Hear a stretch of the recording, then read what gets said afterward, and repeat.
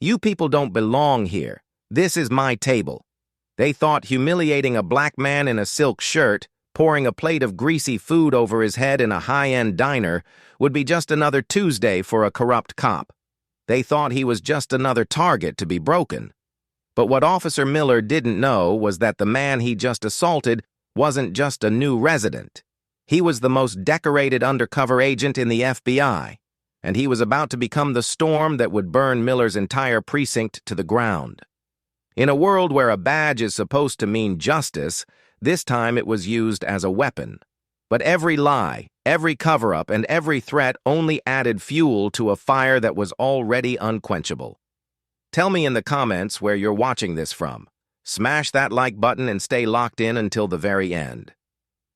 The final takedown will leave you speechless. The morning sun slanted through the large plate glass windows of the Gilded Spoon, a diner that tried too hard to be upscale in the heart of Crestwood Hills suburb. The air smelled of freshly ground coffee, sizzling bacon, and the faint, cloying scent of entitlement.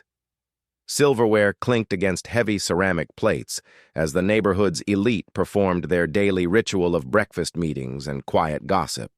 At a corner booth, bathed in the warm light, sat Agent Marcus Sterling.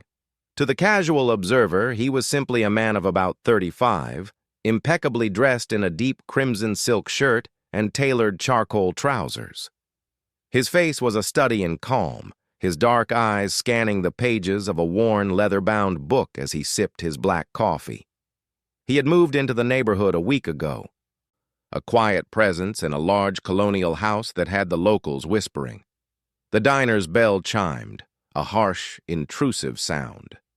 Officer Frank Miller strode in, his partner Rico Rizzo a step behind him like a loyal bulldog.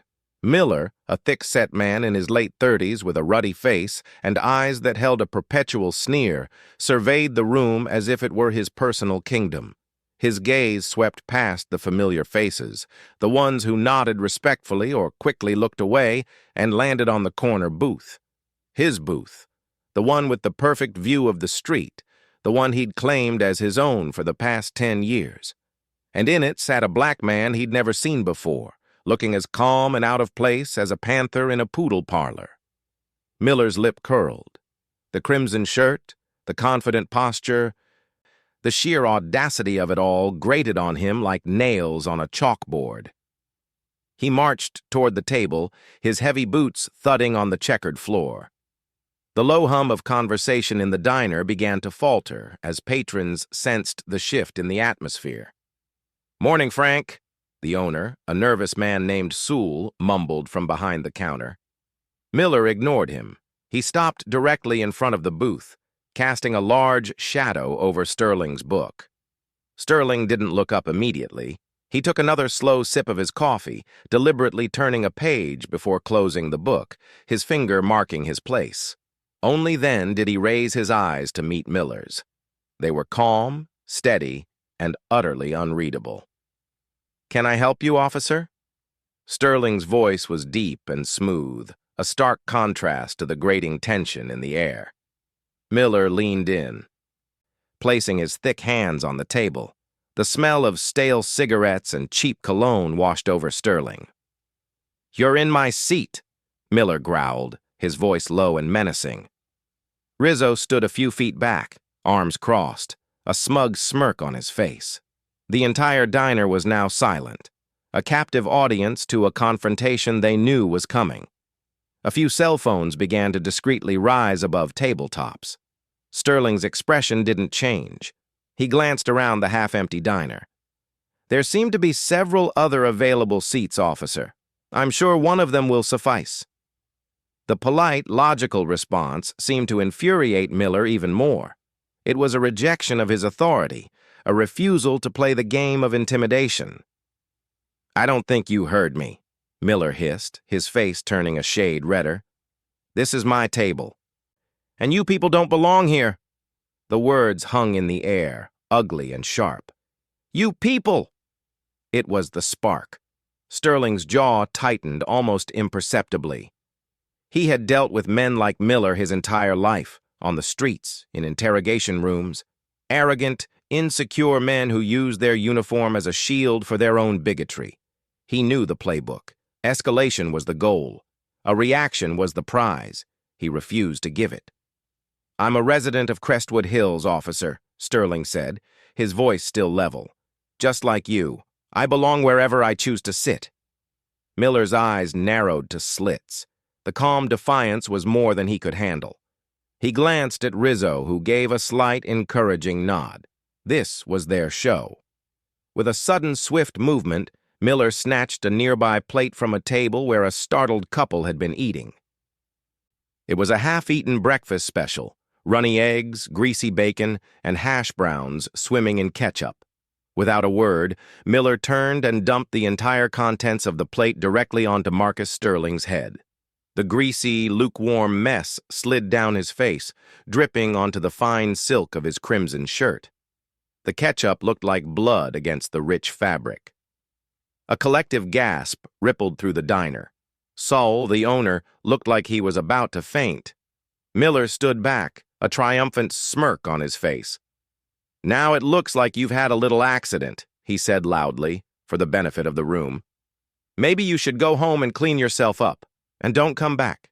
He expected shouting. He expected a fight. He expected fear. He got none of it.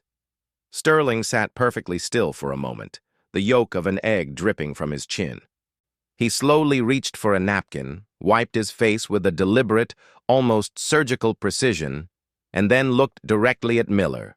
The calmness in his eyes was gone, replaced by something cold and hard as glacial ice. "You're right, officer," Sterling said, his voice dropping to a near whisper that was somehow more terrifying than a shout. "I have had an accident, and you've just made the biggest mistake of your entire life." The silence in the Gilded Spoon was absolute, broken only by the quiet, menacing drip of ketchup from Sterling's shirt onto the leather seat. Miller's triumphant smirk faltered. He had expected a satisfying explosion of anger, a physical confrontation he could easily win and then justify as resisting arrest. Instead, he was met with a chilling promise delivered with the composure of a surgeon announcing a terminal diagnosis. For a fraction of a second, a sliver of doubt pierced through his thick armor of arrogance, but it was quickly suppressed by years of unchecked power. He scoffed, trying to regain control. "Is that a threat?" he sneered, resting a hand on the butt of his holstered gun. "Because that's what it sounds like. Maybe we should take a trip downtown and discuss your attitude problem."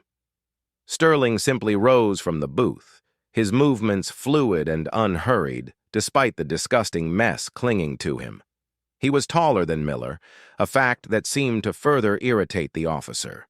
He dropped a crisp $20 bill on the table, enough to cover his coffee and a generous tip for the shell-shocked waitress, who was frozen a few feet away. "There's nothing to discuss," Sterling said, his eyes still locked on Miller's. "Everything that needs to be said has been said, and everything that needs to be done will be done." He turned and walked toward the exit, his dignity somehow intact, leaving a trail of stunned silence and the faint smell of greasy breakfast food in his wake. As the door swung shut behind him, the diner erupted in a cacophony of hushed, frantic whispers. Miller stood there, feeling the eyes of every patron on him. He felt a flash of anger, a sense of being robbed of his victory.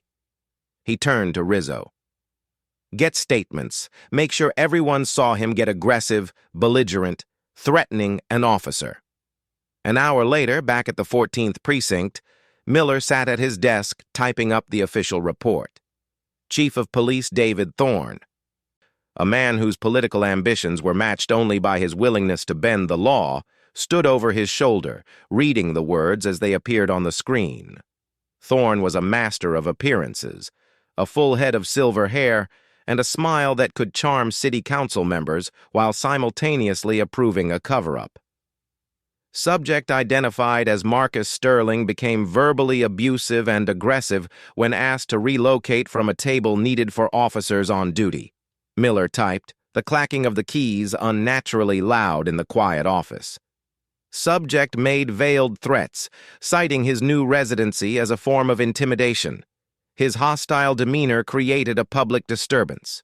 During the attempt to de-escalate, subject lunged, causing a plate of food to be accidentally spilled.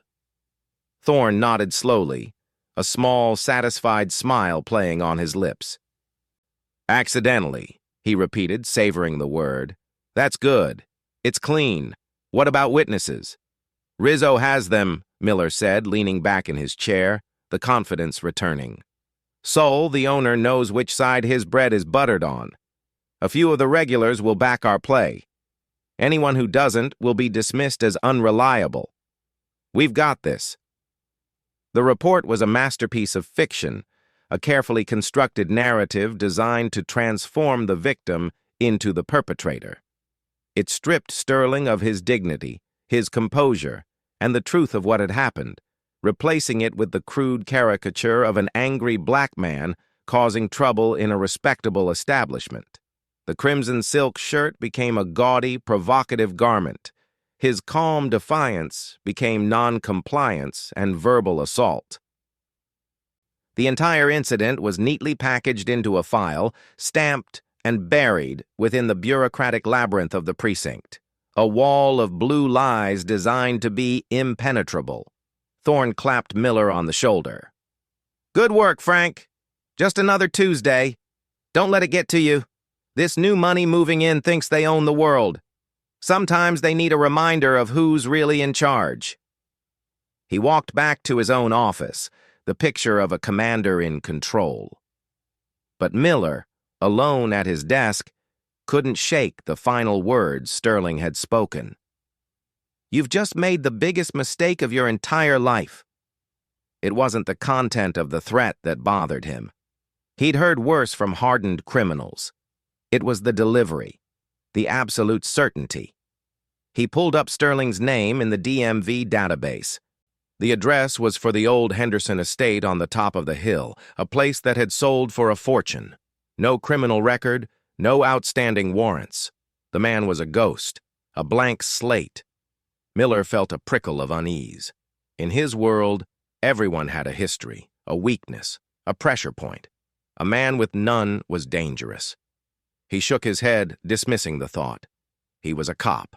The report was filed. The system was on his side. What could one man in a ruined silk shirt possibly do? The gears of the corrupt machine were already turning, grinding the truth into dust, confident in their absolute power to rewrite reality. They had no idea they weren't grinding down a pebble, but the gears of their own destruction. The following morning, the polished mahogany doors of Chief Thorne's office swung open to reveal a woman who moved with the sharp, focused energy of a striking hawk. Isabella Rossi was in her mid-30s, with piercing dark eyes and a mind that operated like a legal scalpel. Her reputation preceded her. She was the city's most formidable civil rights attorney, a legal warrior who had dismantled corrupt systems and brought powerful men to their knees. She had taken on City Hall, corporations, and police precincts, and she had never lost a case that went to trial. She placed a sleek leather briefcase on the visitor's chair and fixed Thorne with a gaze that was both unwavering and utterly unimpressed by the authority his office was meant to project. Chief Thorne, she began, her voice crisp and devoid of pleasantries, I am here representing Marcus Sterling, regarding an incident of assault and battery committed by your officer Frank Miller yesterday morning at the Gilded Spoon Diner. Thorne, who had been expecting a formal but manageable complaint, felt a flicker of annoyance. He had dealt with Rossi before. She wasn't the type to be placated with internal reviews and bureaucratic delays. Ms. Rossi, he said, forcing his most practiced, disarming smile. Always a pleasure. I believe you're mistaken.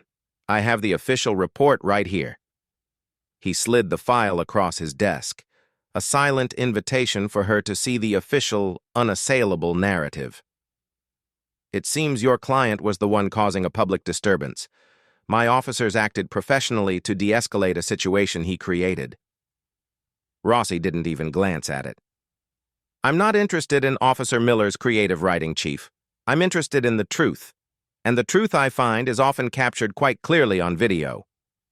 I am formally requesting all security camera footage from the diner from approximately 8 a.m. to 9 a.m. yesterday. I'm sure you've already secured it as part of your thorough investigation. The smile on Thorne's face tightened. Of course, the cameras. It was the first thing he and Miller had discussed. Unfortunately, Ms. Rossi, he said, leaning back in his chair, a picture of regret. There seems to have been a technical issue. Saul, the owner, reported a system malfunction. The cameras weren't recording. A most unfortunate coincidence. Rossi's expression remained unchanged, but her eyes hardened. A coincidence, she repeated, her tone dripping with disbelief. How remarkably convenient. A police officer assaults a citizen in a public establishment and the only impartial witness happens to have a technical issue. You must think I'm remarkably naive, Chief. She leaned forward, her voice dropping but losing none of its intensity. Let's be clear. We know what happened. Officer Miller, for reasons I can only assume are rooted in racial animus, accosted my client without provocation. He then physically assaulted him by pouring food on his head in an act of public humiliation. Your department is now actively engaging in a cover-up by fabricating a police report and, I suspect, coercing the business owner to conceal evidence. Thorne's facade of calm finally cracked. He stood up, his face flushing with anger. That is a very serious accusation, Ms. Rossi, a slanderous one. You have no evidence to support any of this. Oh, but that's where you're wrong, Rossi countered, a ghost of a smile touching her lips. Evidence has a way of appearing, Chief, especially when people try this hard to make it disappear. You see, the absence of that tape is in itself a form of evidence. It tells a story of panic. It tells a story of guilt. She stood, picking up her briefcase. Her work here for now was done. She had fired the opening shot. I am also filing a discovery motion for Officer Miller's full service record, including any and all prior complaints of excessive force or misconduct. I want to see the pattern, because with men like Miller, there is always a pattern. She paused at the door, turning back to face him. You have 48 hours to reconsider your position on the malfunctioning camera footage, Chief. After that, we will be filing a federal lawsuit that will not only name Officer Miller, but you and this entire precinct for conspiracy to violate my client's civil rights. I assure you, the press will be very interested in that story. The door clicked shut, leaving Thorne alone in his office. The air, once filled with his own self-assurance, now felt thick with impending trouble. Rossi was a shark who had smelled blood in the water. She wouldn't let go. He picked up the phone and dialed Miller.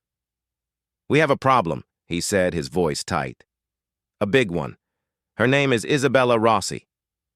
On the other end of the line, Miller's bravado from the day before evaporated, replaced by a cold knot of dread.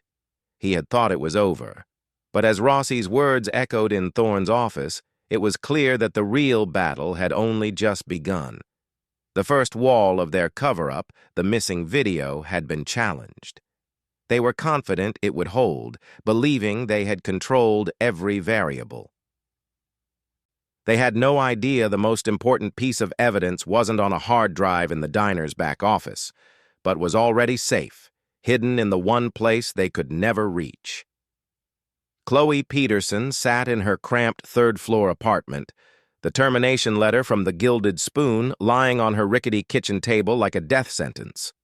She was 22, working double shifts to pay for night classes, and that job had been her lifeline.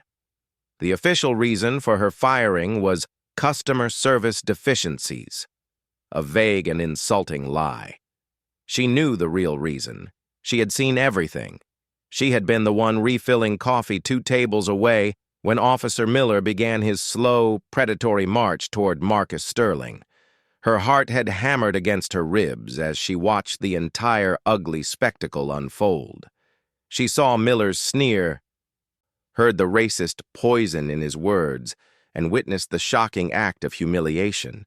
But most importantly, she saw Marcus Sterling's reaction, or lack thereof, his incredible, almost inhuman composure in the face of such degradation. When Officer Rizzo had come around with his notepad, his eyes had lingered on her, a silent warning in their depths. "You didn't see anything out of the ordinary, did you, sweetheart?" he had asked, his voice a low growl. Paralyzed by fear, fear of the police, fear of losing her job, she had shaken her head and mumbled, "No, sir." The lie had tasted like ash in her mouth. The next morning, Sewell had called her into his office, his face a mask of sweaty regret, and fired her. He couldn't even meet her eyes. "It's for the best, Chloe," he'd stammered. "You don't want to get involved now." Sitting in the silence of her apartment, not getting involved felt like a betrayal of something fundamental. The image of Sterling, his face and beautiful silk shirt covered in greasy food, was burned into her mind. He had been so dignified and she had said nothing. She had been a coward. Tears of frustration and shame welled in her eyes. But then a flicker of defiance sparked within her. They thought they had silenced her, gotten rid of the one witness who wasn't a regular, the one person who didn't owe them any loyalty. They were wrong. As the confrontation had escalated, Chloe had done something almost on instinct.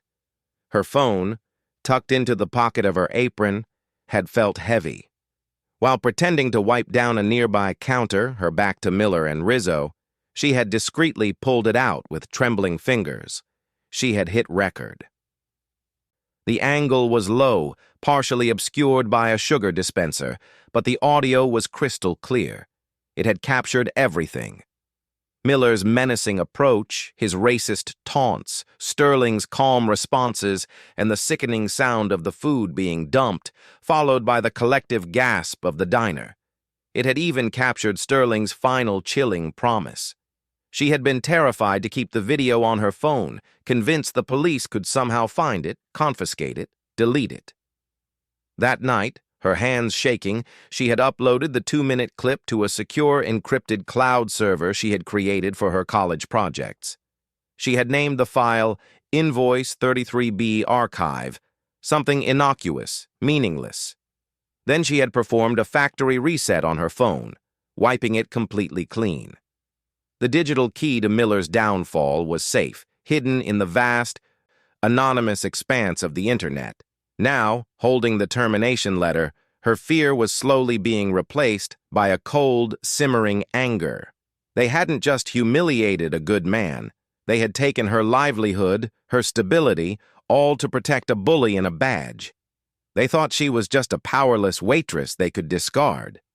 She opened her laptop, her resolve hardening with every keystroke. She found the website for the city's most prominent civil rights attorney, Isabella Rossi. A quick search of the local news confirmed that Rossi had already taken the case of Marcus Sterling. A public statement had been released just an hour ago, decrying the police's conduct and the conveniently malfunctioning security cameras. Chloe's heart pounded. This was it. This was her chance to undo her silence. She composed a new email, her fingers flying across the keyboard. The subject line was simple: Evidence in the Marcus Sterling case. The body of the email was brief, anonymous, and to the point. I was a waitress at the Gilded Spoon. I saw what Officer Miller did. The police are lying about the security cameras because they don't know another camera was recording. I have the video. It's the truth. She attached a single low-resolution screenshot from the video, the unmistakable image of Miller standing over Sterling, the plate in his hand, captured in the split second before the assault. She sent it from a newly created, untraceable email address. Then she closed her laptop, her entire body trembling, not with fear, but with a terrifying, exhilarating sense of purpose. She had just handed Isabella Rossi a loaded gun, and she knew with absolute certainty that Rossi would know exactly how and when to pull the trigger. Isabella Rossi's phone buzzed on her desk, displaying the anonymous email. She stared at the attached screenshot, a thrill of vindication coursing through her. The low angle, the slight blur. It had the undeniable authenticity of a citizen's recording. This was the crack in the blue wall she had been looking for. This was the leverage that could bring the entire corrupt structure down. She immediately set her team in motion, tasking her best tech investigator with tracing the email's origin, not to expose the sender, but to establish a secure, encrypted line of communication. "This person is terrified," she told her team. "They've risked everything. Our first priority is to protect them." Meanwhile, at the 14th Precinct, a different kind of tech investigation was underway. Chief Thorne, rattled by Rossi's visit and the threat of a federal lawsuit, had put out feelers. He needed to know if there were any loose ends.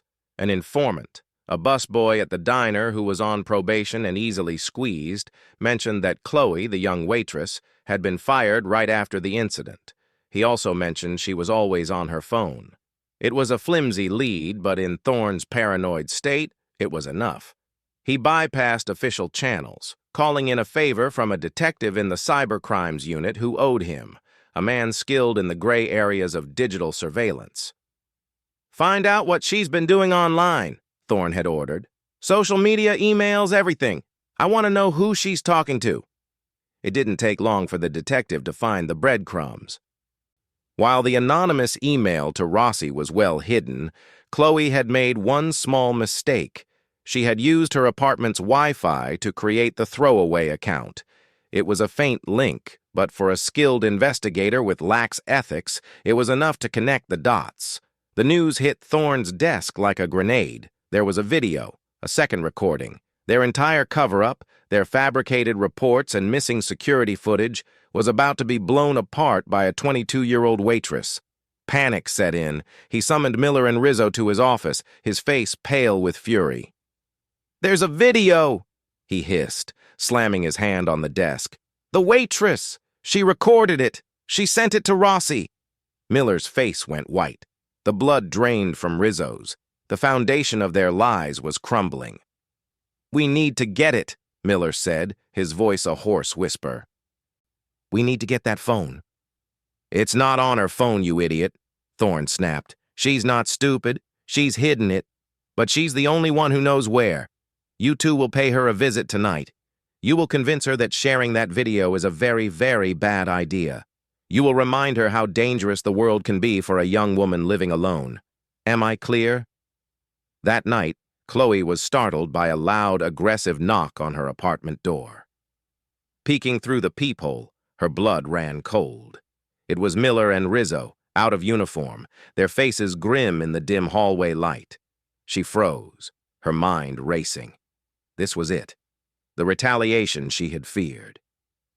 "Chloe Peterson!" Miller's voice boomed through the thin door. "We know you're in there. We just want to talk." Talk. She knew what that meant. She backed away from the door, her hand flying to her mouth to stifle a scream.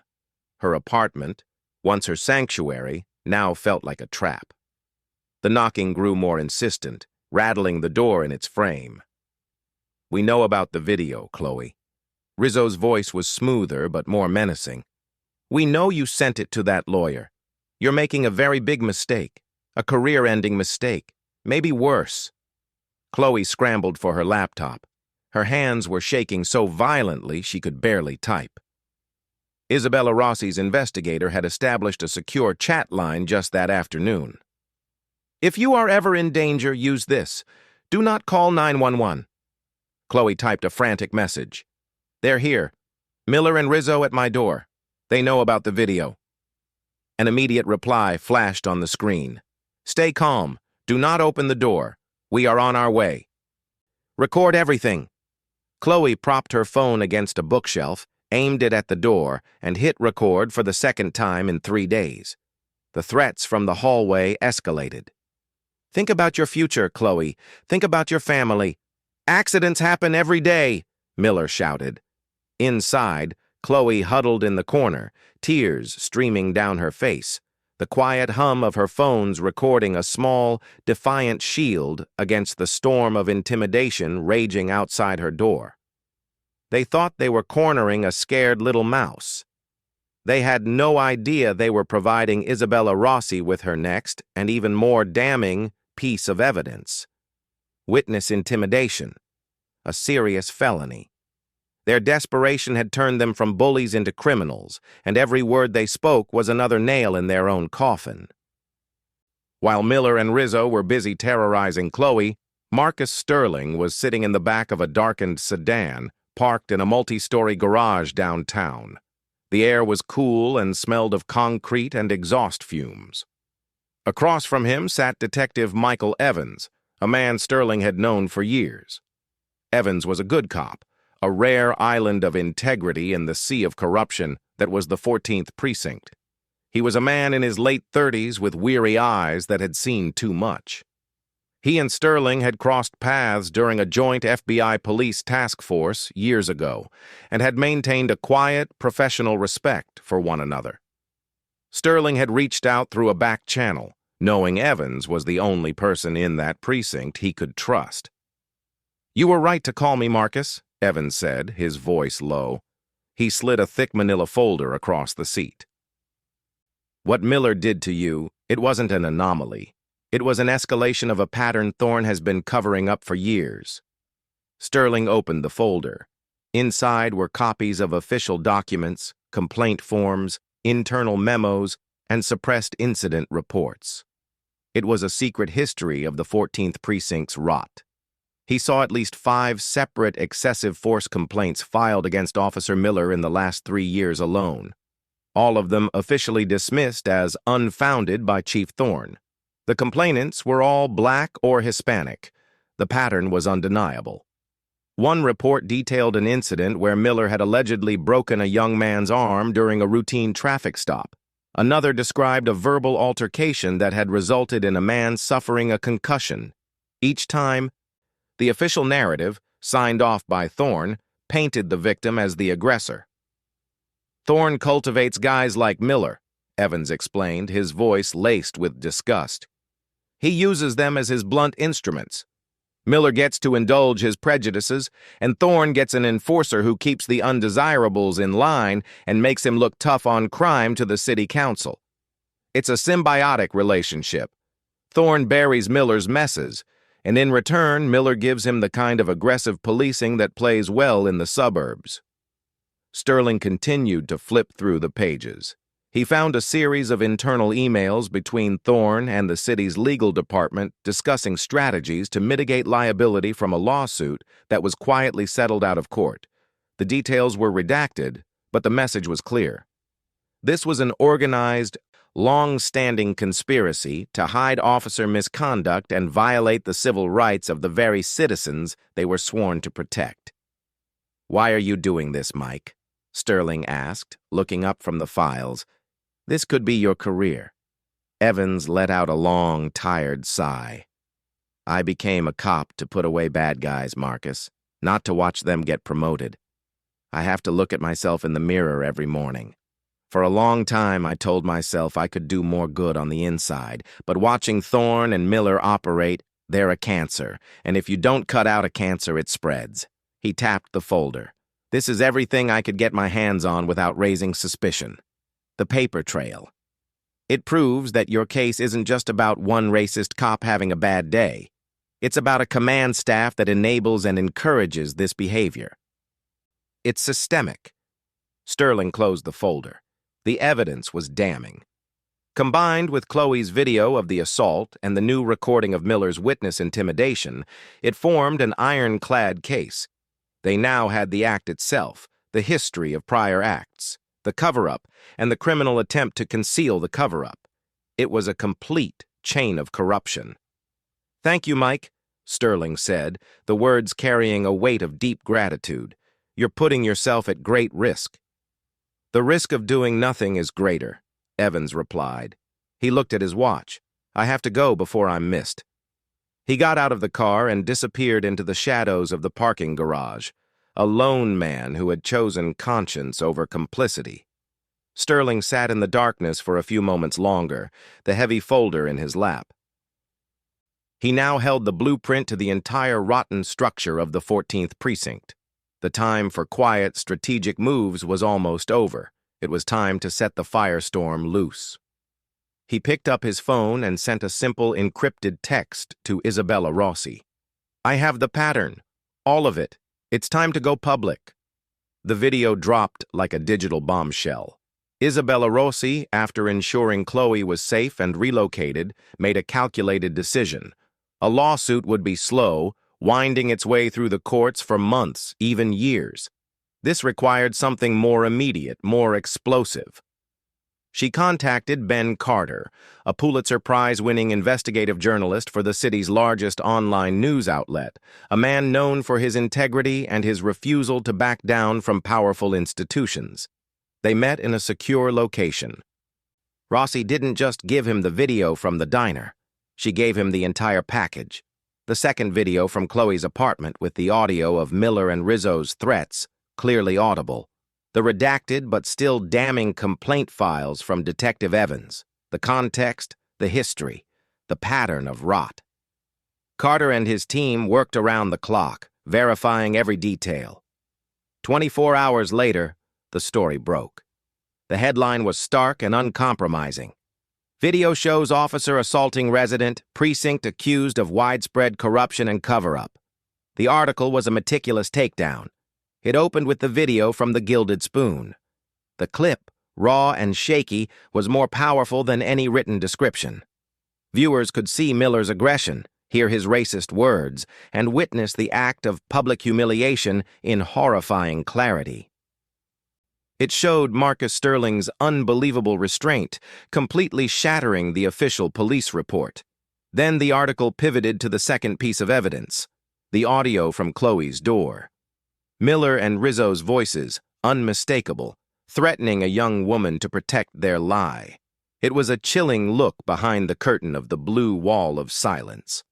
Finally, Carter laid out the history, citing the suppressed complaints from Evans's file, painting a portrait of a police chief who didn't just tolerate, but actively cultivated a culture of abuse and impunity. The effect was instantaneous and overwhelming. The video went viral, ricocheting across social media platforms. Within hours, it had millions of views. The hashtags Justice for Sterling and Dash Crestwood Corruption trended nationally. News channels broke into their regular programming to show the clip. The diner footage, with the crimson shirt and the dripping ketchup, became an iconic, infuriating symbol of police brutality. At the 14th precinct, the phones rang off the hook.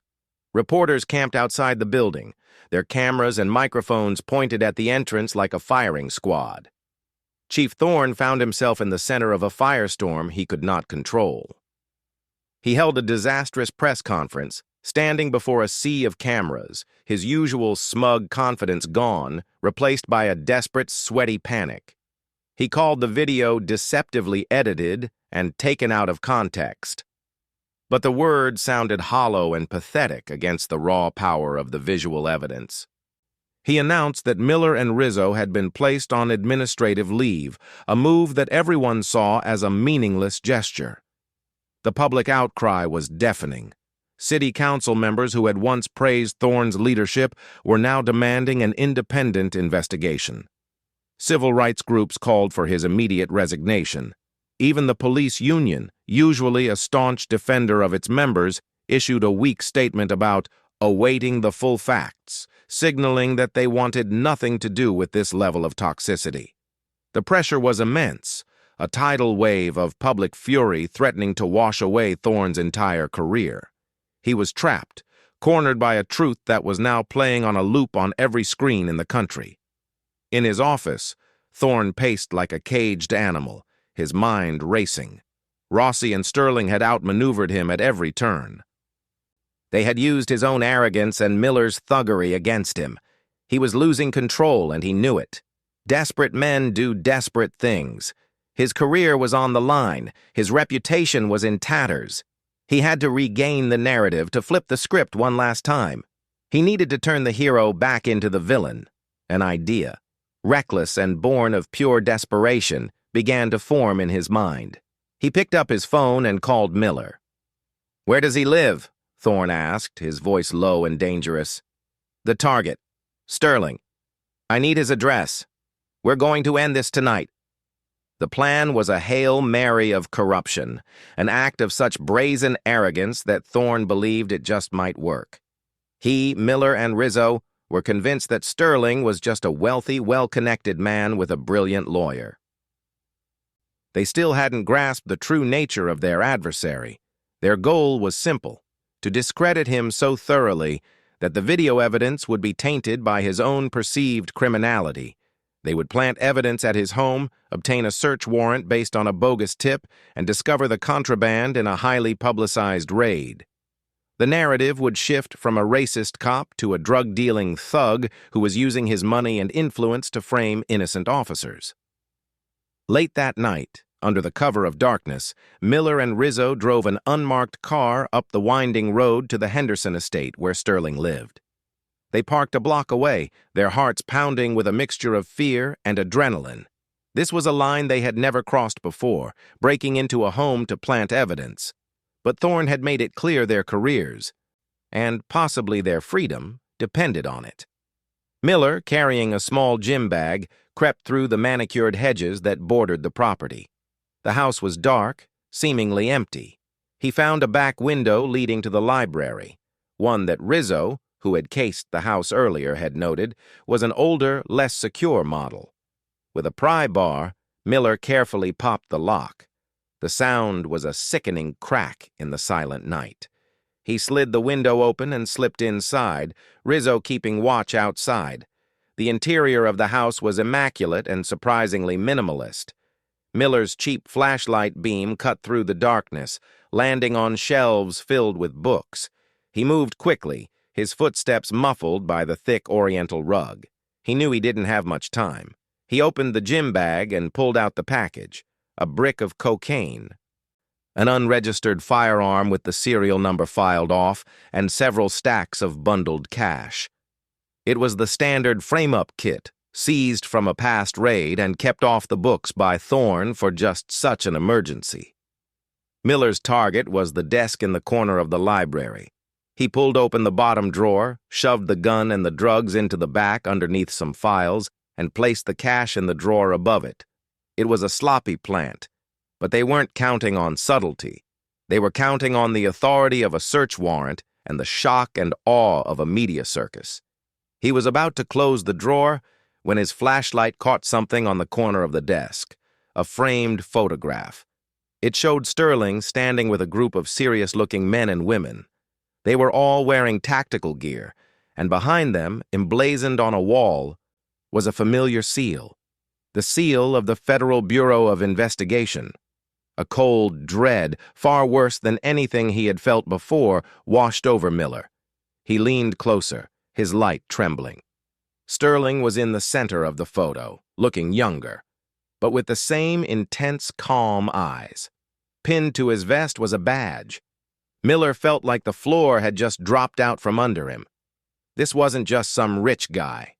This was a Fed. The realization hit him with the force of a physical blow. The quiet demeanor, the iron self-control in the diner, the high-powered lawyer, the resources to fight back so effectively. It all snapped into place. They hadn't just picked a fight with a citizen. They had assaulted, framed, and were now burglarizing the home of a federal agent. "Rico," Miller whispered frantically into his radio. "Get back to the car. Get back to the car now. We have to abort." "What? What's wrong?" Rizzo's voice crackled back. "Just get to the car. Thorne was wrong. He was so wrong." Miller scrambled back toward the window, his mind reeling. But as he reached for the sill, the library was suddenly flooded with light. The overhead lamps clicked on, blinding him, and standing in the doorway, silhouetted and imposing, was Marcus Sterling. He was no longer in a silk shirt. He was wearing a black tactical vest over a dark shirt, and in his hand, held steady and aimed directly at Miller's chest, was a pistol.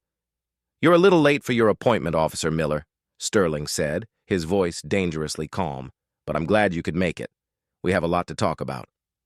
Then, from the shadows all around the house, other figures emerged, their weapons also drawn. The quiet suburban street outside erupted in the silent flashing red and blue lights of a dozen FBI vehicles that had been waiting patiently in the darkness. Miller's frame-up had backfired in the most spectacular way possible. He hadn't just walked into a trap. He had walked into the jaws of the lion. Officer Frank Miller stood frozen in the center of the library, the beam of his dropped flashlight painting a frantic, useless circle on the ceiling. The brick of cocaine and the illegal firearm felt like anchors in his gym bag, weighing him down, pulling him into an abyss. His mind struggled to process the scene unfolding around him. The man he had dismissed as a target, the man whose head he had poured food on, was now standing before him. The embodiment of a power so far beyond his comprehension that it felt like a nightmare. Marcus Sterling lowered his weapon slightly, but kept it trained on Miller. His face was cold, impassive, the face of a professional who had seen and done things Miller could only imagine. "On your knees," Sterling commanded, his voice leaving no room for argument. "Hands behind your head. Now." Miller, his bravado completely shattered, sank to the floor, the rough fibers of the expensive rug digging into his knees. He could hear Rizzo shouting outside, followed by the thud of a body hitting the ground and the sharp click of handcuffs. The house was now filled with the quiet, efficient movements of the FBI hostage rescue team, the Bureau's elite tactical unit. Agents swarmed the room, securing Miller, their movements a blur of disciplined precision. One agent took the gym bag, holding it with 2 fingers, as if it were radioactive. "Attempted burglary. Planting false evidence on a federal officer," the agent recited, his voice flat and bored. "You're in a world of trouble, pal." Through the window, Miller could see Chief Thorne's car being blocked at the end of the street. He saw Thorne step out, his face a mask of confusion, only to be immediately surrounded by agents, his hands forced behind his back. The architect of the conspiracy was caught in his own net. Sterling walked over to where Miller was being held. He crouched down, meeting the corrupt cop's terrified gaze. The cold fury was still there in Sterling's eyes, but it was now overlaid with a profound, almost weary sense of justice being served. "You wanted to know who I was, Frank?" Sterling said, his voice a low, conversational tone that was more terrifying than any shout. "You judged me by the color of my skin and the shirt on my back. You decided I didn't belong." He pulled out his credentials, the golden badge and ID flashing in the bright library light. "Special Agent Marcus Sterling, FBI. I've spent the last 10 years undercover, taking down drug cartels, terrorists, and organized crime syndicates, men who were 1,000 times more dangerous and 1,000,000 times smarter than you." He leaned in closer. "And in all that time, I have never met a man more pathetic than you. You don't wield power. You abuse it. You're not a cop. You're just a bully with a badge who finally picked on the wrong person." An agent handed Sterling a phone. On the screen was a live feed. "This is a direct feed to the U.S. Attorney's Office," Sterling explained calmly. "They've been watching you all night. They saw you break in. They have you on thermal imaging planting the evidence. They have a signed federal warrant for your arrest, Chief Thorne's arrest, and the seizure of every file, computer, and server in the 14th Precinct."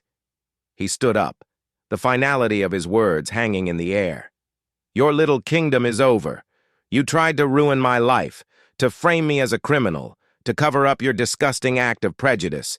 Instead, you handed us the legal authority to dismantle your entire corrupt operation on a silver platter. You committed a federal crime, tampering with evidence in a civil rights case and attempting to frame a federal agent. There are no internal reviews for that, no slaps on the wrist. There is only federal prison." The lion had not just roared. He had revealed his badge, and in doing so had pronounced sentence. The local corruption of the 14th Precinct had foolishly declared war on the full might and power of the United States Department of Justice. It was a war they had lost before it even began. As Miller was hauled to his feet and led away in handcuffs, his last sight was of Marcus Sterling standing tall in his library, a warrior who had finally come home, only to find the battle waiting for him right at his front door. The fall of the 14th precinct was not a slow decay. It was a swift and total collapse. The morning after the botched frame-up, a fleet of FBI vehicles descended on the station house. Federal agents, armed with a warrant that was as broad as it was unsparing, marched into the building. They weren't there to cooperate or coordinate. They were there to conquer. They seized everything: computers, hard drives, personnel files, internal affairs records, and every document related to Thorne's long and corrupt tenure. The local officers could only stand by and watch, their faces a mixture of shock and fear, as their little fiefdom was dismantled piece by piece. The news exploded across the city and the nation. The story of a heroic FBI agent who, after being the victim of a racist assault, masterfully turned the tables on a corrupt police department was irresistible. Marcus Sterling became an unwilling public figure, his stoic face gracing the cover of magazines. He deflected the praise, always steering the narrative back to the systemic issues his case had exposed. The legal proceedings were swift and brutal. Faced with irrefutable video evidence of the break-in and the testimony of federal agents, Miller and Rizzo had no choice but to plead guilty. Miller, for his central role in the assault, the cover-up, and the frame-up, received a sentence of 15 years in federal prison. Rizzo, for his complicity, received 8. Chief David Thorne, the kingpin of the operation, tried to fight. He hired expensive lawyers and attempted to cast himself as a victim of federal overreach. But the paper trail provided by Detective Evans, combined with his own voice on recorded calls ordering the cover-up, sealed his fate. He was convicted of conspiracy, obstruction of justice, and violation of civil rights, and was sentenced to 25 years in prison. His political ambitions and legacy of corruption ending in a prison jumpsuit. Detective Evans, who had risked everything, became a key witness for the prosecution. He was hailed as a hero and was later appointed to lead a special task force dedicated to police reform. Chloe Peterson received a substantial settlement from the city and a public apology. She used the money to finish her degree in social work, dedicating her life to helping others. The Gilded Spoon, its reputation ruined, was sold and reopened under new management as the Sterling Diner. Its corner booth now adorned with a small, discreet plaque, "The Table Where Change Began." The Department of Justice, using the evidence gathered by Sterling's case, came down on the Crestwood Hills Police Department with the full force of a consent decree. The 14th precinct was effectively gutted. A new chief was brought in from the outside, a reformer with a mandate to rebuild the department from the ground up. New policies on use of force, bias training, and community oversight were implemented. It wasn't a perfect solution, but it was a start. A foundation built from the ashes of Thorne's corrupt regime. But what about those who stayed silent? 2 years later, the Sterling Diner hummed with a different energy. The morning sun still slanted through the same windows, but the atmosphere was lighter, more welcoming. The staff was diverse, their smiles genuine. Regular customers now included families of all backgrounds, people who felt safe, seen, respected. The small plaque in the corner booth served as a quiet reminder of what had happened here. Community meetings were held monthly in the back room, discussions about police accountability and neighborhood unity. The diner had become more than a place to eat. It had become a symbol of what was possible when ordinary people chose courage over silence. Marcus Sterling sat in that same corner booth. The morning sun slanted through the large plate glass windows, just as it had on that fateful day. But the atmosphere was different, lighter, relaxed. The crimson silk shirt, long since replaced, had become legend in the town's lore. He was reading the same leather-bound book, but his calm was no longer a shield. It was genuine peace. The bell on the door chimed. A young black family, new to the neighborhood, walked in. They were greeted with warm smiles by the staff. They sat at a nearby table, their laughter filling the space. Sterling watched them for a moment, a faint, genuine smile on his face. Justice wasn't just about punishing the guilty. It was about creating a world where innocent people could simply exist, where they could sit at a table in a diner and drink their coffee in peace. The fight had been brutal, the cost high. But looking at that family, he knew it had been worth it. The battle against prejudice was never truly over, but a line had been drawn here. A stand had been made. A corrupt system, so sure of its own invincibility, had been broken by the quiet resolve of one man who refused to be broken himself. He had come to this town seeking peace, and had instead found a war. But in winning it, he had helped forge a peace for others that was stronger and more enduring than the one he had sought for himself. What would you have done if you were in Marcus's shoes at that diner? Would you have kept your composure? Would you have fought back? Or would you have walked away? Do you believe one person can truly change a corrupt system? Or does it take more? A waitress brave enough to record the truth, a detective willing to risk his career, a lawyer who never backs down, a journalist who digs deeper. Marcus Sterling didn't come to Crestwood Hills looking for a war.